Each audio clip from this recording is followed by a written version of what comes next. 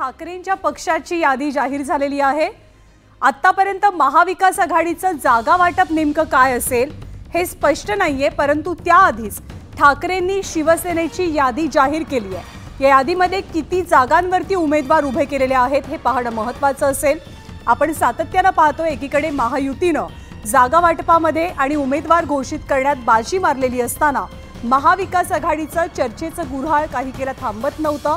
आज सुद्धा बैठकांवरती बैठका झाल्या, पण यादी कधी जाहीर होणार, जागा वाटप कधी थांबणार याबद्दलची कोणतीही खात्री एकाही नेत्याकडनं दिली जात नव्हती। पण या सगळ्या गोंधळात आणि या सगळ्या चर्चासत्रांमध्ये शिवसेना उद्धव बाळासाहेब ठाकरे पक्षाची पहिली यादी आता जाहीर झालेली आहे। शिवसेनेच्या काही उमेदवारांना याआधीच एबी फॉर्मचं वाटप झालंय। 40गावमधनं उन्मेष पाटील यांना उमेदवारी मिळाली आहे। आणखी कुणाकुणाची नावं, खास करून ठाण्यामध्ये जिथे हाय व्होल्टेज ड्रामा आपल्याला पाहायला मिळणार आहे, अशा मतदारसंघांमधनं कुणाकुणाला उमेदवारी मिळते हे आता बघावं लागणार आहे। माहीममध्ये जिथे उद्धव ठाकरेंचे पुतणे लढतायत तिथे सुद्धा आजच महेश सावंत यांची उमेदवारी जाहीर झाली आहे। आणखी एक नवी यादी आहे, 65 उमेदवारांची यादी आहे। उदय जाधव आपल्याला माहिती देतील। उदय,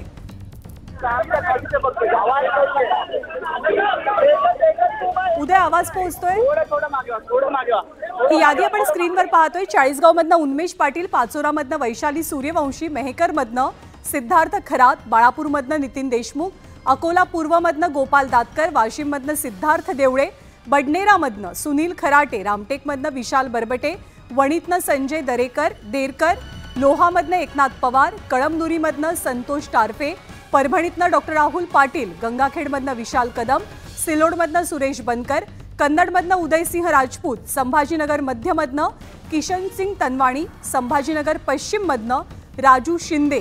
18 नावे वैजापूर मतदारसंघातनं दिनेश परदेशी यांचं, नांदगावमधनं गणेश धात्रक यांना उमेदवारी मिळाली आहे। मालेगावमधनं अद्वै हिरे यांची उमेदवारी जाहीर झाली आहे। निफाडमधनं अनिल कदम, नाशिक मध्यमधनं वसंत गीते, नाशिक पश्चिममधनं सुधाकर बडगुजर, पालघरमधनं जयेंद्र दुबळा, तर बोईसरमधनं डॉक्टर विश्वास वळवी यांना शिवसेना उद्धव बाळासाहेब ठाकरे पक्षाकडनं उमेदवारी मिळाली आहे। तर ठाण्यातनं राजन विचारे यांच्या उमेदवारीवरती शिक्कामोर्तब झालंय।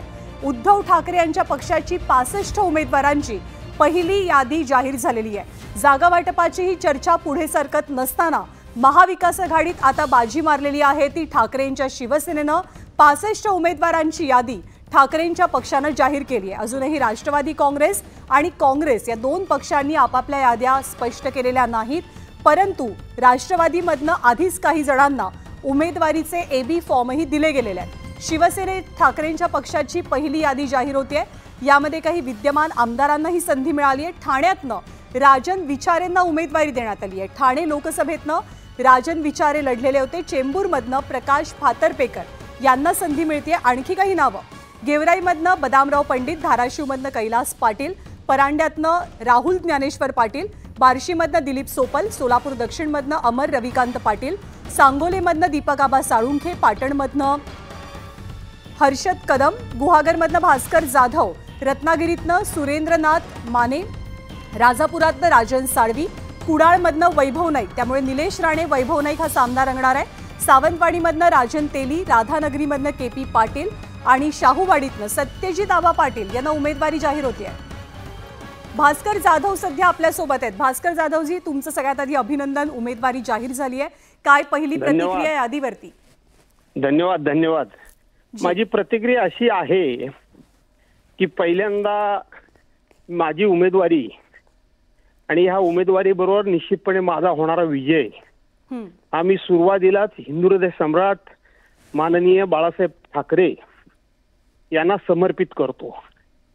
पक्षप्रमुख आदरणीय उद्धव साहेब ठाकरे यांनी माझ्यावर जो विश्वास दाखवला त्याबद्दल मी त्यांचा ऋणी आहे। हा आता माझ्या आयुष्यातली ही माझी 9वी निवडणूक आहे। हो, 9वी निवडणूक आहे आणि म्हणून निश्चितपणे समाधान आहे, आनंद आहे।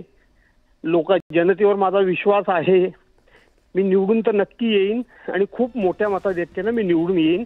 विजयाचा विश्वास आपण भास्कर जाधवजी व्यक्त करताय आणि 65 उमेदवारांची ही पहिली यादी, पण महाराष्ट्राला उत्सुकता आहे की या निवडणुकीत शिवसेना एकूण जागा किती लढवणार आहे? आता असं आहे की त्या संदर्भात मला आता काहीच सांगता येणार नाही. एकंदरीत ज्या पद्धतीनं महाविकास आघाडीमध्ये थोडंसं नाही म्हटलं आणि आपण कितीही नाही म्हटलं तरी आता ते फार काही लपून राहिलेलं नाही. हो, आपल्याला थोडंसं थांबवते मी 30 सेकंदांसाठी, कारण हाय व्होल्टेज लढती जिथे होणार आहेत त्याची आपण यादी पाहतोय किंवा ती नावं पाहतोय. ठाण्यामधनं राजन विचारेंना उमेदवारी जाहीर झाली आहे. कोपरी पाचपाखाडीमधनं म्हणजे मुख्यमंत्री एकनाथ शिंदेंच्या विरोधात केदार दिघे यांच्या उमेदवारीवरती शिक्कामोर्तब झालेला आहे. वांद्र्यातनं वरुण सरदेसाईंना उमेदवारी मिळाली आहे. वरळीमधनं आदित्य ठाकरे लढतील. भास्करजी आपल्याकडे पुन्हा एकदा येते. आपण सांगत होतात की एकूण किती जागांवरती शिवसेनेचा दावा असेल किंवा किती जागा सेनेला मिळतील? जागा किती मिळतील हे मला सांगणं कठीण आहे मॅडम, कारण त्या कुठल्याही चर्चेच्या बैठकीमध्ये मी कधीच नव्हतो. परंतु एकंदरीत जी काही चर्चा चाललेली होती ती 2019 साली शिवसेना हा या महाविकास आघाडीमध्ये 1 नंबरचा पक्ष होता आणि म्हणून मिळणाऱ्या जागा ह्या 1 नंबरच्या असतील असं माझ्यासारख्या कार्यकर्त्याला वाटतं. अजून एक ह्याच्यातला मुद्दा की जेव्हा निवडणुकीला कुठलाही पक्ष युती आघाडी म्हणून सामोरा जात असतो तेव्हा संभ्रम न अशा याद्यांचं जर का वाटप किंवा याद्या जाहीर होणं खूप काळ लांबलं तर कार्यकर्त्यांच्या मनात सुद्धा संभ्रम निर्माण होऊ शकतो. तर याबद्दल एक छोटीशी टिप्पणी तुम्ही कराल का? टिप्पणी म्हणजे मॅडम असं आहे की निवडणुका बोलण्याकरता खूप सोप्या आहेत, परंतु लढण्याकरता खूप अवघड आहे. हो, पूर्वीसारख्या एखाद्या शहरामध्ये एखादी बैठक घेतली, सभा घेतली, गावामध्ये जाऊन एखाद्या गाव पुढाऱ्यासमोर बसलो की संपूर्ण गाव आपल्याला मतदान करायचा. भास्करजी पुन्हा येते, कारण तुमचेच आणखी एक सहकारी सध्या आपल्या सोबत आहेत ज्यांची उमेदवारी जाहीर झाली आहे. केदार दिघे आपल्या सोबत आहेत. केदारजी नमस्कार. मोठं आव्हान या निवडणुकीमध्ये किंवा मोठी जबाबदारी आपल्या पक्षानं आपल्या खांद्यावर या निवडणुकीमध्ये दिलेली आहे. थेट मुख्यमंत्र्यांच्या विरोधात उमेदवारी, आपली प्रतिक्रिया? नक्कीच मी सर्वप्रथम तर भाग्यवान समजतो की वंदनीय बाळासाहेब आणि दिघे साहेबांच्या आशीर्वादाने आज माझ्यावरती एवढी मोठी जबाबदारी आणि विश्वास सन्माननीय उद्धव साहेबांनी दाखवलाय आणि ही ठाणेकर जनता खरं खोटं याची जाण ठेवते. म्हणून मला असं वाटतं की जी काही जबाबदारी माझ्यावरती टाकलेली आहे ती निश्चितपणे त्याला न्याय देण्याचं काम मी माझ्या प्रयत्नांनी, माझ्या सर्व सहकाऱ्यांच्या मदतीने त्या विधानसभामध्ये नक्कीच करेन. कोणती आव्हानं वाटतायत या निवडणुकीला सामोरं जाताना, पक्ष म्हणून, उमेदवार म्हणून? नाही, मला असं वाटतं की बघा, त्या विधानसभेमध्ये कोणतीही निवडणूक जर का बघितली तर आपल्याला आव्हानं असतातच. ती छोटी काय मोठी काय, शेवटी तुम्हाला लढायचं असतं. पण त्याच्याही पलीकडे जाऊन आपल्याला लोकांना न्याय कसा देता येईल आणि ज्या विधानसभेचं नेतृत्व आपण करणार आहोत तर लोक ठरवत असतात की कोणता उमेदवार योग्य ठरेल आणि त्यांच्या पद्धतीने जे 15-20 वर्षामध्ये ज्या पद्धतीचा नुसता विधानसभा वाईज जे काही दिसायला चांगलं वाटतंय पण त्या विधानसभेमध्ये राहणाऱ्या नागरिकांचा उत्कर्ष होत नसेल, तिकडे जर का काही बदलाव घडत नसेल व तरुणांना जर का योग्य तो मार्ग दिसत नसेल तर मला असं वाटतं ती एक मोठी जबाबदारी माझ्यावरती आहे. सो येणाऱ्या पुढच्या म्हणजे जी काही निवडणूक आपल्याला ही लढवायची आणि उद्या लोकांच्या आशीर्वादाने जिंकून आलो तर नक्कीच तिकडे लोकांचा उत्कर्ष कसं हा एकमेव उद्दिष्ट ठेवून काम केलं जाईल. अच्छा, कोणते कोणते प्रमुख मुद्दे घेऊन तुम्ही जनतेसमोर जाणार आहात, मतं मागणार आहात? मला असं वाटतं त्या विधानसभा क्षेत्रामध्ये जिकडे कोपरी पाचपाखाडी विधानसभा क्षेत्र आहे अनेक असे मुद्दे आहेत. आरोग्यापासून घेऊन तुमच्या नोकरीपासून घेऊन व्यवसायापासून घेऊन रस्त्यांचे, कचऱ्याचे अनेक अशा समस्या आहेत ज्याला लोक त्रासलेली आहेत आणि त्याही पलीकडे जाऊन गेल्या 3 वर्षाचं गलिच्छ राजकारण जर का आपण बघाल तर त्याला कुठेतरी उत्तर देणं जनता वाट बघते आणि मला खात्री आहे की कुठेतरी हे परिवर्तन होईल आणि लोकांना एक योग्य जी काही दिशा हवी आहे ते देण्याचं आम्ही एक काम नक्कीच करू. आपले आभार आणि अभिनंदन आपल्याला उमेदवारी जाहीर झाल्याबद्दल. महाविकास आघाडीची पत्रकार परिषद वायबी चव्हाण सेंटरला सुरू होते काही क्षणांमध्ये. आम्हाला सगळ्यांना पुढच्या कामाला जायचंय त्यामुळे आमच्या सगळ्यांच्या वतीने संजय राऊत साहेब हे बोलतील.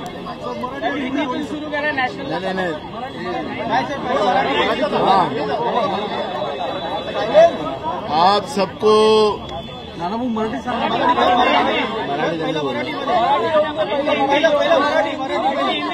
आप सबको पहले मराठी मग हिंदी हम बताना चाहते हैं कि संजय राउत साहब ये अलायंस के बारे में आपको डिटेल बताएंगे। हाँ चलो। सगळ्या आपल्या सगळ्यांना नमस्कार, जय महाराष्ट्र। आपण गेले काही दिवस आम्हाला सगळ्यांना सन्माननीय नाना पटोलेजी, सन्माननीय जयंतराव पाटीलजी, सन्माननीय बाळासाहेब थोरात, सन्माननीय विजय वडेट्टीवारजी, सन्माननीय अनिल देसाईजी, नाना गवंडेजी, अनिल देशमुख, आमचे अनिल देशमुख साहेब, नाना गवंडेजी, सगळ्यांना तुम्ही कायम पकडून विचारायचं महाविकास आघाडीचं जागा वाटप काय झालं, किती झालं, कसं झालं, होतंय की नाही, होणार आहे की नाही। आता आम्ही सगळे इथे एकत्र आहोत। आमची शेवटची बैठक आता माननीय शरद पवार साहेबांसमोर पार पडली आणि पवार साहेबांनी आम्हाला सांगितलं की मीडियासमोर जाऊन तुम्ही आता घोषणा करा की महाविकास आघाडीचं जागा वाटप, महाविकास आघाडी आहे त्याच्यामध्ये काही कुठे दरार नाहीये, महाविकास आघाडीचं जागा वाटप हे अत्यंत सुरळीत पार पडलेलं आहे।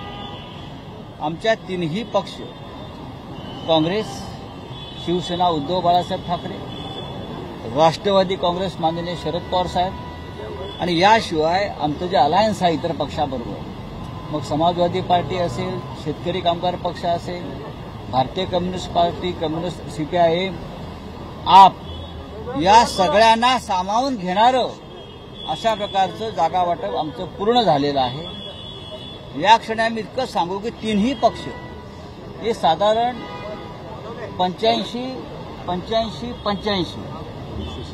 270 जागांवरती आमची पूर्ण सहमती झाली आहे। त्यांचं आता आम्ही यादीही बनवलेली आहे।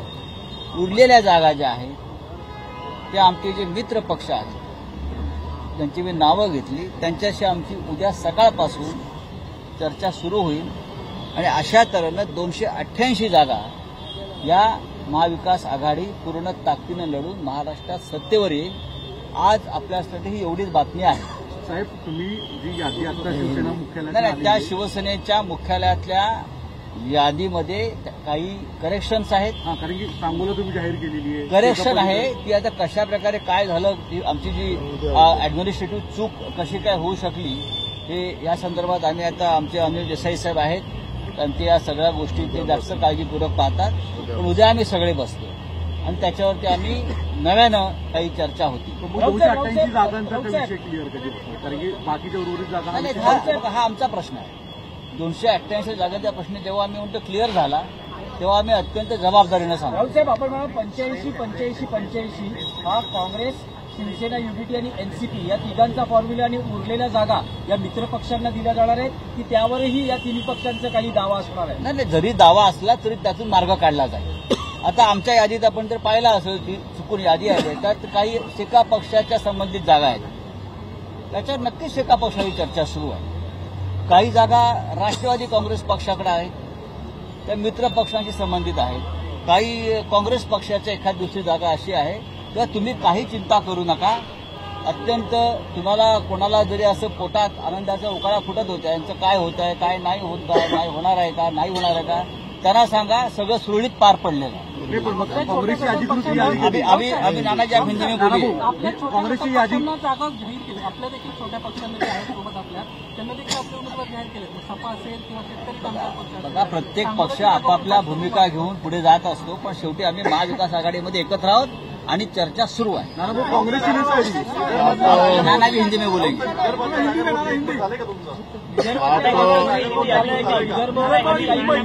इसका डिटेल आपको हम देंगे। आज आदरणीय शरद पवार जी के नेतृत्व में हम तीनों दलों की एक मीटिंग हुई। उसमें आज हमने एक निश्चित किया कि 270 का एक मत हमने किया है सीट के ऊपर, और जो 28 सीट है जो हमारी अलायंस है, सेका होगी, कम्युनिस्ट होगा, समाजवादी होगा, 18 सीट है जो हमारी 18 सीट जो है, तो उसमें जो हमारी अलायंस जो दल है उनसे भी हम चर्चा करके उनको भी कुछ जगह देने का है। और ये कल हम लोग पास में ये बाकी सीटों पे भी हमारा क्लियरेंस हो जाएगा और महाविकास आघाड़ी करके हम लोग ये चुनाव लड़ने जा रहे हैं और महाराष्ट्र में महाविकास आघाड़ी की बहुमत की सरकार आएंगी, इतना भी आपको अवगत कराता हूँ। Thank you.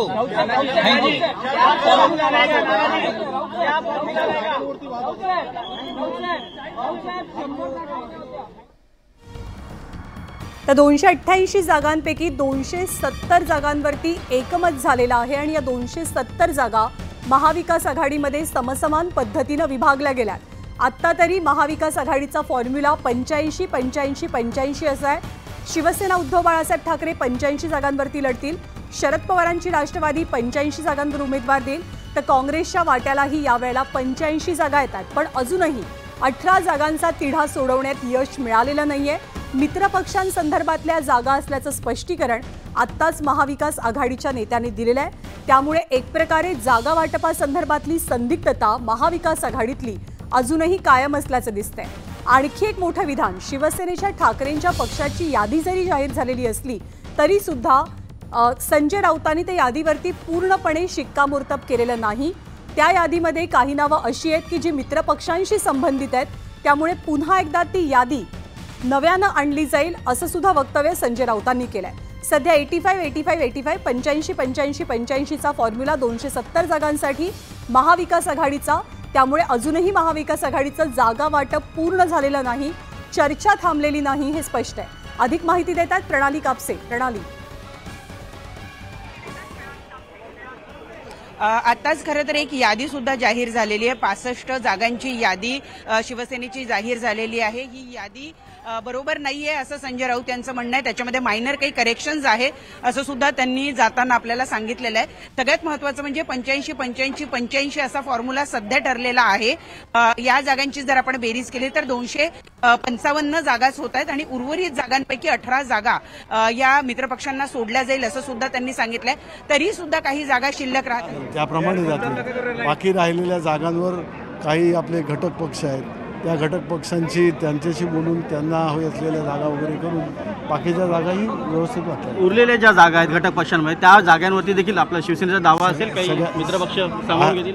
आपला असेल, काँग्रेसचा असेल किंवा एनसीपीचा एखाद दुसरा असेल तर व्यवस्थित होईल। आता जागावाटप हे फायनल झाले, याच्यामध्ये कुठेही मागे पुढे होणार नाही। 85 पेक्षा कमी किंवा अधिक जागा होणार ना। आता सांगितलं ना, आता तुम्हाला दुसऱ्या कुठल्या भाषेत हिब्रू वगैरे या भाषेमध्ये बोलू का? दुसरी एक महत्वाची कोपरी 5 पकडीमधून केदार दिघे यांना उमेदवारी देण्यात आली आहे, जिथे मुख्यमंत्री एकनाथ शिंदे असणार उमेदवार। दिघे उभे राहतात, केदार दिघे तिकडे उभे असतील। केदार दिघे। सांगोल्याचा काय वाद झाला? सांगोला विधानसभा मतदारचा काय वाद झाला? जागा आपल्या मित्रपक्षाला शेकापला देणार आहेत का? बोलतोय उद्या बघू ना काय। आणि उद्या आदित्य ठाकरे त्यांचा उमेदवारी अर्ज दाखल करणार आहेत। कोण कोण उपस्थित असतील? उद्धव ठाकरे सर्व उपस्थित, ठाकरे कुटुंब उपस्थित असेल। दादांचं तो फॉर्म आहे, आदित्य दादांचा तो फॉर्म व्यवस्थितरित्या भरला जाईल उद्या गुरुपुष्य योगावर आणि चांगल्या मताधिक्यानं मजबूतरित्या। तर सर्वांना सांभाळून घेणारं हे जागा वाटप असल्याचं संजय राऊतांनी जरी म्हटलेलं असलं तरी अजून एकमत झालं नाही असं चित्र प्रणाली स्पष्टपणे समोर आलंय।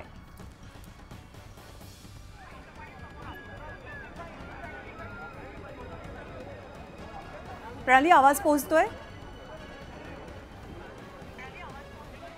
नक्कीच ज्ञानदा, पुन्हा एकदा हेच उघडकीस येत आहे की गेले काही दिवस सातत्यानं म्हणजे वारंवार महाविकास आघाडीचे नेते असं सांगतात की आमच्यात कुठलाही वाद नाही, जो वाद तयार करतायत ते प्रसार माध्यमं वाद तयार करतात असं म्हणतायत।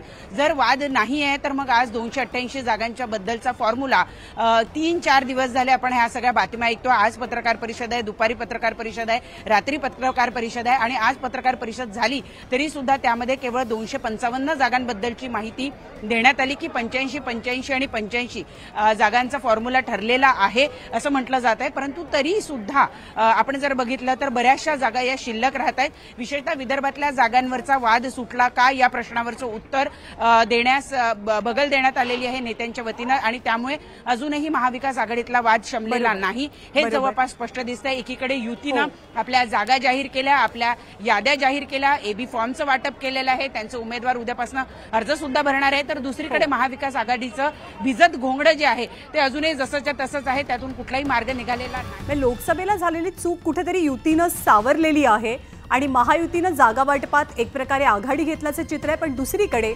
महाविकास आघाडीचं जागांचं गुऱ्हाळ किंवा जागा वाटपाचं गुऱ्हाळ अजूनही सुरूच आहे।